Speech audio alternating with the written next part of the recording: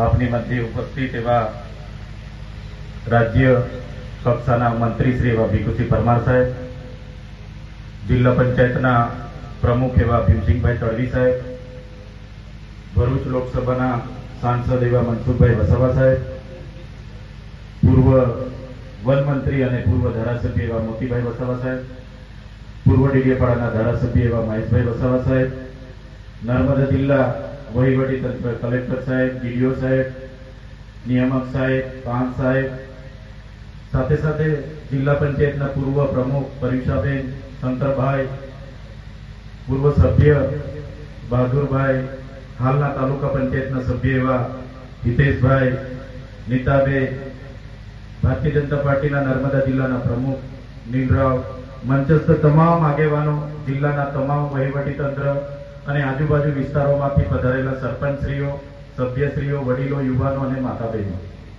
સાથીઓ, આજનો દિવસ એ રાષ્ટ્રપિતા મહાત્મા ગાંધીજીનો જન્મદિવસ પણ છે અને જે રીતે 1997માં ભરૂચ જિલ્લામાંથી જે પ્રકારે નર્મદા જિલ્લો છૂટો પડ્યો અને વિકાસને વેગ મળ્યો, એ જ પ્રકારે અઠવાડિયા પહેલા કેબિનેટની બેઠકમાં ગુજરાતની સરકારે ગુજરાતના 17 જેટલા તાલુકાઓ નવરચિત કરવા માટેની એક જાહેરનામું પ્રસિદ્ધ કર્યું અને એમાં પણ ડેડિયાપાડા તાલુકામાંથી જ્યારે ચિત્તા તાલુકો બની રહ્યો હોય તો આજના પ્રસંગે અહીં ઉપસ્થિત તમામ મહાનુભાવોને, તમામ લોકોને હું અભિનંદન પણ આપું છું અને ગુજરાત સરકારનો આભાર માનું છું. સાથીઓ, નવો તાલુકો બનવાથી જે પ્રકારની સેવાકીય પ્રવૃત્તિઓ અહીં તમામ વહીવટી અધિકારીઓ, વહીવટી કચેરીઓ આવી જશે, આ ગ્રામ્ય વિકાસ, ગ્રામ્ય વિસ્તાર આવનારા દિવસોમાં એક શહેરી વિસ્તારમાં તબદીલ થવાનો છે. હજારો લોકોને પોતાની રોજિંદી સેવાકીય પ્રવૃત્તિનો અહીંયા લાભ મળવાનો છે. સાથે સાથે આ વિસ્તારના જે પણ સીમાંકનમાં ગામો આવ્યા છે, તમામ પંચાયતો હોય, તમામ લોકો હોય, જેમ નાનો તાલુકો હશે વહીવટી રીતે સરકાર પણ વધુ ધ્યાન આપશે અને ઝડપી વિકાસમાં એમાં પ્રયાસો થવાના છે. ત્યારે આજના આ ઐતિહાસિક દિવસે અહીં ઉપસ્થિત થઈને ગર્વ થાય છે. ત્યારે વધારે વિશેષ નથી કહેતા, પરંતુ આ વિસ્તારમાં જે પણ ગામો સમાવેશ થયા છે, એક બે પંચાયતના થોડા ગામોની રજૂઆતો છે, એ પણ આવનારા દિવસોમાં સરકારની ધ્યાને મૂકીશું. જ્યારે પણ સીમાંકન નક્કી થયું હશે, ત્યારે સર્વે થયો હશે, પણ કેટલાક એ બાજુના ગામોની અમારા પર પણ અરજી આવી છે કે અમને ડેડિયાપાડા 12 કિલોમીટર પડે છે, ચિત્તા અમને 30 કિલોમીટર પડે છે.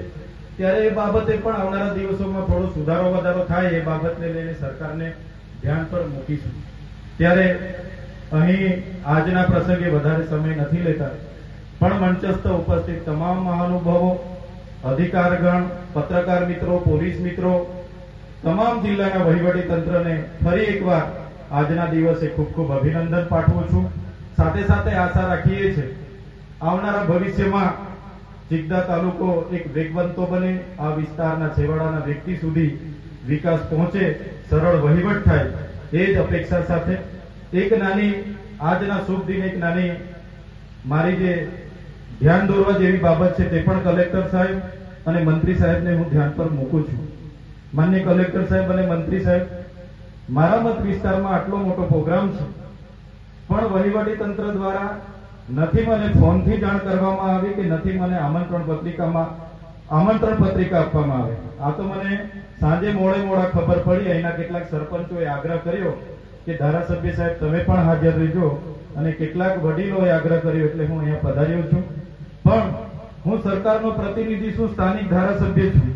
આટલો મોટો સરકારનો કાર્યક્રમ થતો હોય અને ધારાસભ્યને બાદબાકી કરવામાં આવે, આ મારી બદનામી નથી, પણ જે લોકોએ મને મત આપીને ધારાસભ્ય બનાવ્યા છે એ લોકોનું અપમાન છે. એટલે બીજી વાર આવું ભૂલ નહીં થાય, એ પણ તમને ધ્યાન દોરવા માટે હું વિનંતી કરું છું. મને આ અવસરે જે 5 મિનિટ બોલવા માટેની તક આપી છે, એ બદલ વહીવટી તંત્ર અને જેમણે મને સાંભળ્યા છે, જેમણે મારું સ્વાગત કર્યું, સન્માન કર્યું, એવા તમામ લોકોનો હું આભાર માની વિનમું છું. ધન્યવાદ. જય આદિવાસી.